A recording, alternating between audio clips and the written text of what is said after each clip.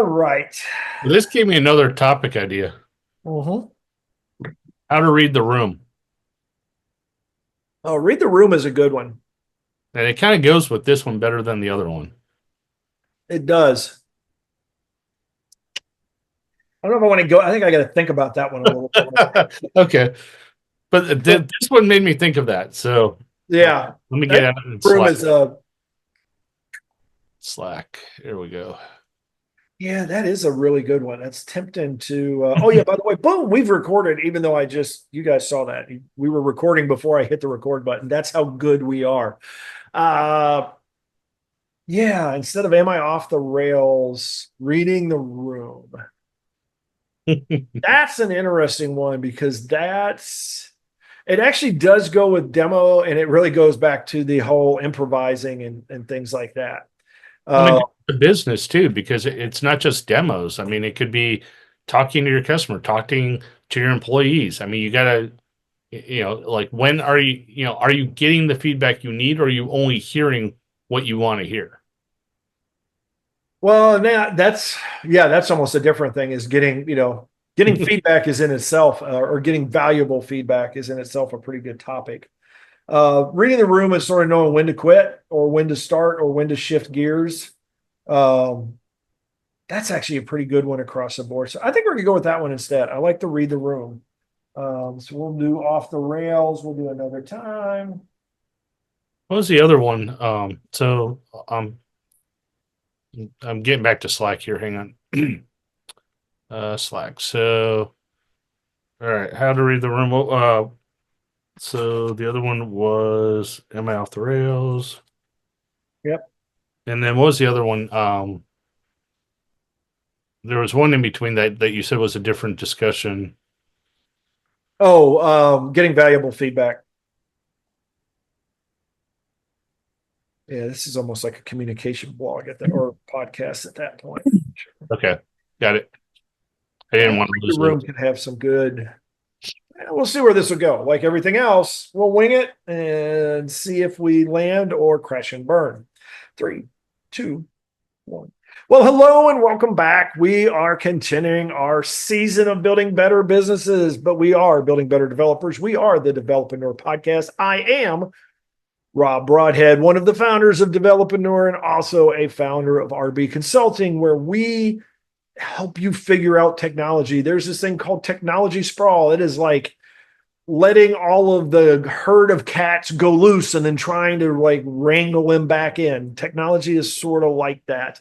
But we've been doing it for a long time. We can herd cats with the best of them. And through simplification, integration, automation, innovation, we take those skills, those tools, sit down with you. We help make sure that we're on the same page of what is your business? What does it do? What is the value that you bring? What do your customers love about you?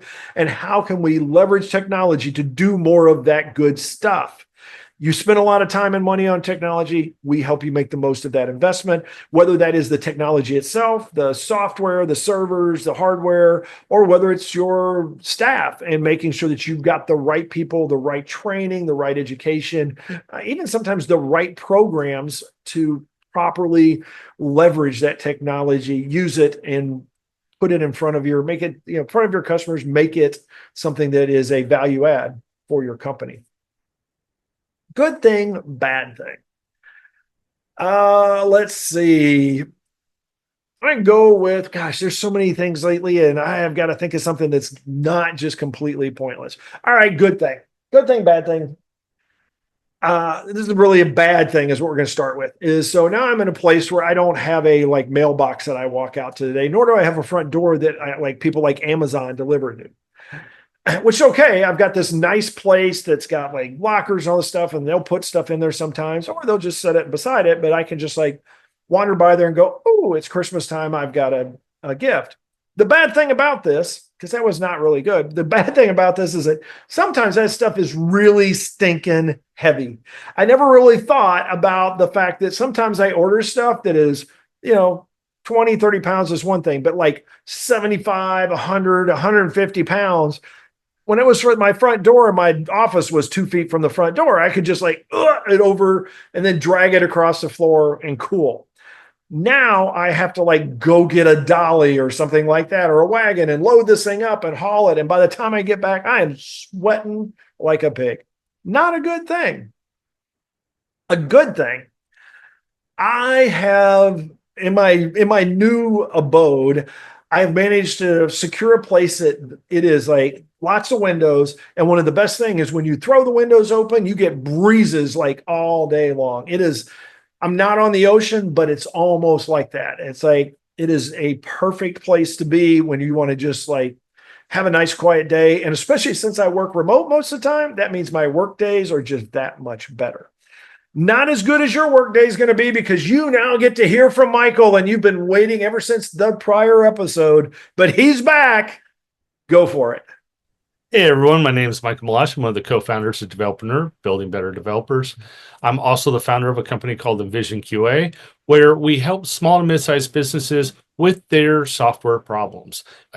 We help them analyze their software and make sure that the software really works for their business needs and that they are not working for their software or coming up with some weird processes on paper to basically make the software work for them, or some basically work around to get their job done without the software. And with that, we have a team of developers. We have a great staff that can come in and we will work with you. We will help you do an assessment. We will help you find those pain points, and we will offer you solutions and help you solve that problem. Good thing and bad thing. Kind of mixed. Good thing, bad thing this week. My wife has gone out of town for almost 2 weeks.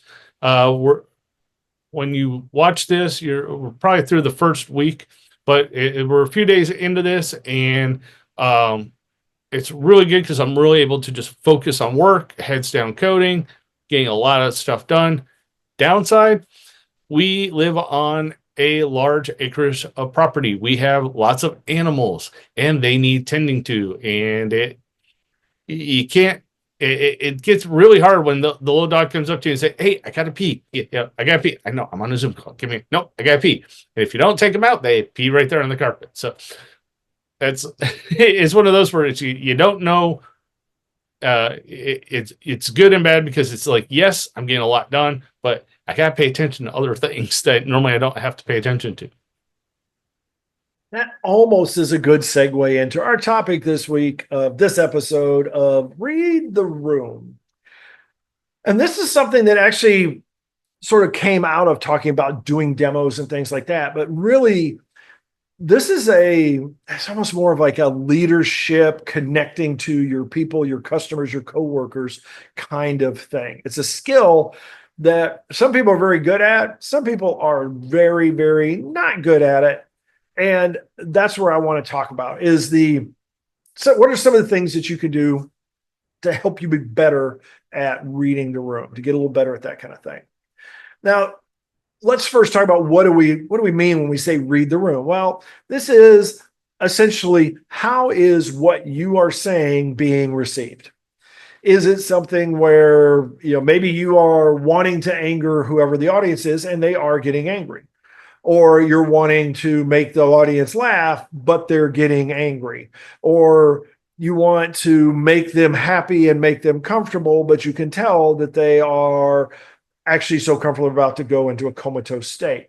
There's a lot of read the room things that I think are essentially warning flags that we want to look for. And the way to get yourself to be better at this is whatever your presentation is, whatever your goal is when you're in the room, when you're speaking, is to be looking for things that are indicators that are either yay or nay. They are either pro or con what you're doing. For example, let's say that you are in a team meeting and you are talking about your idea for this new product. You've got a design idea and everybody's here, and it's a design meeting even, let's say. So everybody's here, we're open to design, and you start talking about your design. Everybody is like, eye contact, they're looking at you. All right, that's a positive. That's probably what you want. People are listening, you're getting good feedback. But now as you go on, and let's say you start talking about, and it's all going to be purple.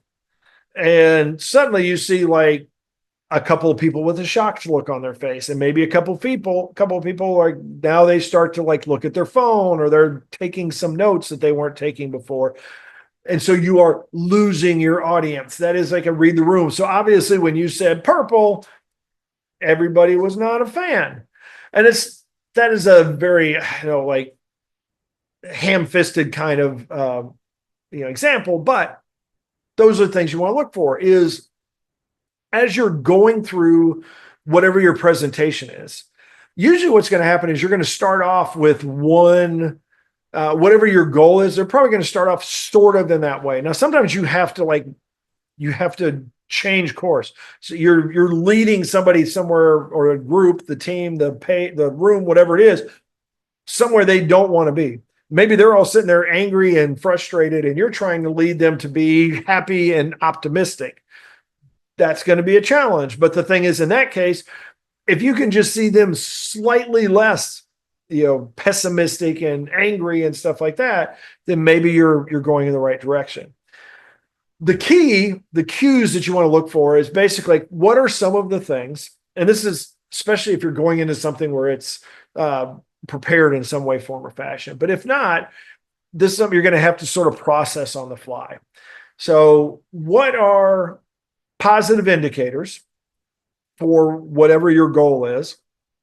And then what are negative indicators? And you don't need many. I think, honestly, if you can get it down to a positive and a negative, or maybe two positive and two negative, something like that, you should be good. Because, yeah, that's not perfect. But if you're trying to read a room, unless it's a one-on-one conversation with somebody, then there's just too much information for you to try to parse that into all these different things. Now, if it's one-on-one, then you may have a whole, deck of cards full of indicators that you want to work with. For a room, I think it's going to, especially because the room is going to carry some sort of momentum, and there's some sort of groupthink and things like that go into these, is that you really don't need more than a couple of indicators, and then make sure that you're hitting the positive ones. And if you hit negative ones, back out of that and go somewhere else. A good example in a larger room setting would be, let's say you decide to talk politics. Now, if you say, I'm going to talk politics, and suddenly the room goes dead silence, and you're like, just kidding, I'm not going to talk politics. But most often these days, you're going to basically either have depends on where you're at, but a lot of times you end up with a room that is either more heavily tilted one way or the other, right or left. There's going to be a majority of one or the other. Sometimes you get a mix, but it just seems like that is rare these days. You get one or the other. So let's say you're going to talk politics and you want the room on your side. You actually don't care about politics. You just want them, on your side. Well, a good thing would be if they start booing, yelling, and throwing, vegetables at you. That's a pretty good negative. If they laugh, clap, or you see nodding, you see some sort of things that are affirming. It's like, or maybe even people will be making hand gestures like, yeah, keep going. Yeah, this is great. Stuff like that. Those are the indicators of a positive response. So what you want to do is you want to look around and you say, you step in, to put a toe in, and you talk about, like you say, hey, what about that well-known left figure? That alone, you haven't really committed to that, but you're probably going to see, just by mentioning the name, some people are going to be, if they like them, they're going to be happier, they're going to be uplifted, they're going to pay attention. If not, if they don't like that name, then and it depends on what it is, but more likely than not, they're going to be like, oh, no, I don't need to hear about that. Things like that. So they're going to, now you may have to actually go out on a limb and even say something nice or, sort of nice or sort of bad about the person to help get the additional feedback. But that's what you're looking for, is look for a cue, a positive and a negative, and then just be looking for that. So like in this case, a positive and a negative cue. So a positive cue would be a laughter or a smile, something along those lines. And then a negative would be like, a boo or a grunt or a frown or something like that. So those are easy to read actually across an entire audience. Now, there are things that are going to be more maybe a little more subtle, but depending on your audience, if you're a teacher in a classroom, if the students are looking at you, that's very different from if they are heads down, and particularly if you hear snoring or see drool coming off of desks. Very different kinds of things, but you do know in those cases it's a positive and a negative. And that's a good thing, is that I think we intrinsically can read these when we are looking for them. Thoughts on that? So the first thing I want to throw out is the first thing that came to my mind when we started talking about reading the room and you started getting into, talking politics, was Mel Brooks's History of the World Part 1, when the comic goes up in front of Caesar and starts talking, like throwing out jokes. That is a perfect example of reading the room. One of the key things that a lot of comics do, and anyone presenting or talking about a topic in front of people, one of the best things to do to help you read the room is start out with leading questions, like try to interact, try to connect with your audience first to get their feedback. Throw out something that'll make them laugh, throw out something that might make them like groan, or that way you kind of get facial expressions, you kind of get their mood. You're kind of setting the mood or setting the indicators to understand as you're speaking how are they reacting. Oh, okay, he's laughing, but when I actually told a joke, this guy kind of didn't laugh but kind of gave a different facial feature. Okay, I'm seeing that, but when I said this, okay, now he's really upset. So this gives you a way to help you gauge the room before you begin your presentation, or it really helps set the stage for you to understand your audience as you're giving the presentation. It helps you get the feedback you need without the verbal feedback. You can kind of get it from just looking at them. Along those lines, the other thing you could do is start out with icebreakers. Start out with things to connect with your audience so you have a little more connection with them. So as you are giving your presentation, you will pick up, oh, this person likes cats. So as I'm talking about this presentation, here's cats. So you can kind of gauge, and sometimes those people will laugh or giggle and you might get other responses. But sometimes you can, I don't want to say you have like, not stand-ins in your audience to kind of help move things along, but you can almost do that with an engaging question at the beginning to connect with your audience, to where you can say, oh, hey, Peggy, you said you like this. Well, how about this? And you go into that section of your presentation. Yes, you've addressed one person. The audience knows that you are paying attention to them. You're interacting with them, and hopefully you can keep them engaged so that you get more out of your presentations, and it helps you read the room more. And kind of the last thing I'll throw out with reading the room, it's funny, you talk about throwing dirty vegetables and things like that, but sometimes reading the room with perfect strangers is extremely difficult. And it can even be doubly so if you have a room full of friends or coworkers, because you already know their biases. And sometimes as you're presenting things, you might inadvertently trigger some of their biases, or you might try to engage some of those, their personalities, or some of their, the way they perceive things, to help move things along. Sometimes that works for engagements. Sometimes that can be just a detractor, because sometimes that engagement, those people may not like to be called on. They may not want to be engaged. So engaging them will turn them off and kind of sour the mood in those presentations. So as you're reading the room, also be careful when you're working through engagements that you're reading those engagements. Are you actually engaging with people that really enjoy being engaged with, or people that are so introvert that you are just shutting down your presentation? When you are in a situation where you have some secret knowledge, we'll say, basically, of the audience, which, like Michael said, like maybe it's a group of friends or something like that, where you could have the option of maybe there's an inside joke you could tell, or maybe there's sometimes there's some low hanging fruit that you can use to sort of like kick people in the butt to move them along that way. Whether it's something that you know is going to anger them, whether it's something you know that's going to unite them, divide them, make them laugh, because especially if it's a group we know, there's going to be certain things. Going to it's like going to Wisconsin and going to certain parts of Wisconsin and just being like, yeah, it's just like how the Green Bay Packers did. And everybody's like, yeah. And everybody goes crazy. There's things like that. That's just like, it's easy. It's just like, yeah, that's an easy way to get people thinking a certain way. And it's just like, don't you hate it when you stub your toe or step on a Lego or something like that?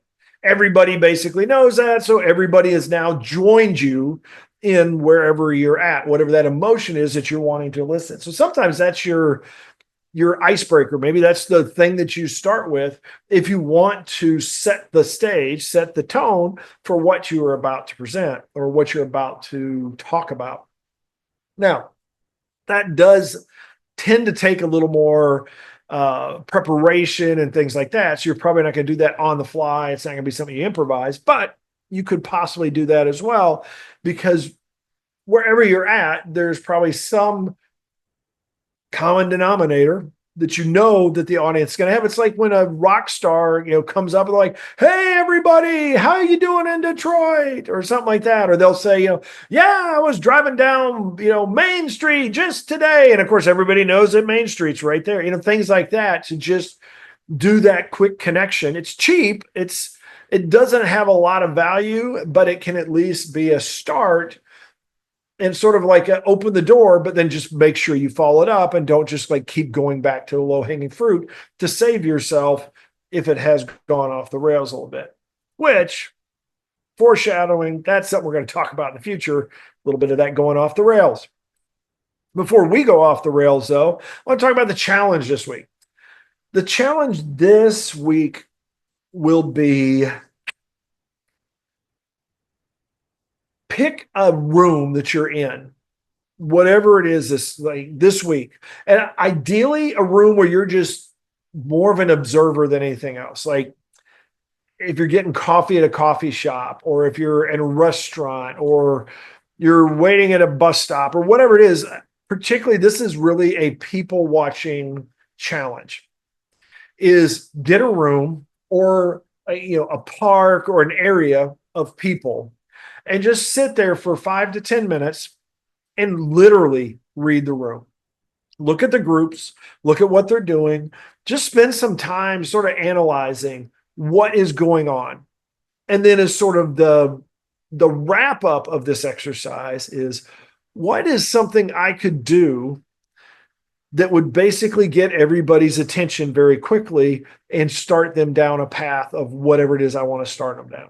It's not exactly attention getting like, oh, I could throw a bomb in the middle of the room and it would blow up and everybody like, why he threw a bomb? Not something like that, but usually more of like of emotional, that's not shock or awe or something like that, but it's more like, what if, what is the commonality here? And there may not be one. It may be too challenging, but I think it is something that if you do that and then occasionally you try it out, it will help you start to figure out, to advance, to create that skill of being able to jump into a crowd, read them, hopefully read them faster than in 5 to 10 minutes, so that you can then have something that will be like hey, now I have your attention. And so now I'm going to be able to do something to, now I can actually, I've got your eyeballs. Now I can actually make a point, sell something, things like that. And it may even be to the level of like, now you're going to learn how to do like, some little magic tricks or something like that. I don't know, but, learn how to walk on your hands or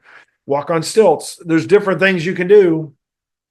Maybe that becomes your gimmick, your thing that allows you an entry into whoever your audience happens to be. I may be going a little farther than I need to on this, but it is something that I think even from a business point of view, you may be able to, you're not going to carry stilts around. I know, but maybe you can find something that is maybe it's an icebreaker joke or a comment.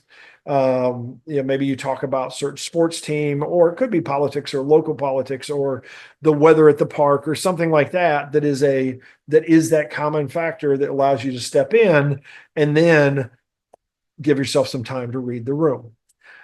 That being said, I'm not even going to ask you for all the other stuff this time. I'm going to let you off free. You know where to go. And if you don't, check the next episode, check a prior episode. For now, go out there and have yourself a great day, a great week, and we will talk to you next time. Bonus material. So we talked about like kind of people watching towards the end for the challenge. One of the other things that has been helpful to us even over the years is like go to leadership summits, watch TED Talks, watch other leaders or other presenters, and watch what they do. Watch some of the successful people. And then don't just watch the successful, also look for the unsuccessful and see how they fail to interact with their crowd, with the room, and take lessons from both because there's always some good and there's always some bad. And you kind of need to watch both so that you can grow and learn and not just say, oh, I'm always following this guy, but oh, I've got this bad habit over here that I don't know because they don't do it. I don't know I'm doing it. And you miss out on it. The other thing, too, is, reading the room. I've talked about this in the past. If you aren't sure how you're presenting or if you're paying attention, again, stand in front of a mirror, record what you're doing, stare at your computer, give your presentation, see what your body language is like, and adjust. If you sit there and fiddle with your keys in your pocket during a presentation, you're going to look fidgety and they're not going to pay attention. They're going to be looking at what your hand's doing and not really listening to what you're saying. I'll go off mute again. Almost got bit by that. Yeah, I think this is getting a little bit into public speaking things. Is really more like watch yourself, see what you look like, look for mannerisms and whether they are positives or negatives. Like you can be very much a hand speaker and very flamboyant and stuff like that, and that may work very well, but it may be intimidating to some people. So making sure that your mannerisms and your approach fit the audience and the message that you're trying to send. If you're dealing with a very jumpy audience and you've got very big, quick motions, they're going to freak out. You're going to like add to their angst, and you don't really want to do that. That's not a good thing. But it could be something where maybe it is something in that case that you do something that's much more calming and slow, and you can work with that with your tone, your voice, all your mannerisms.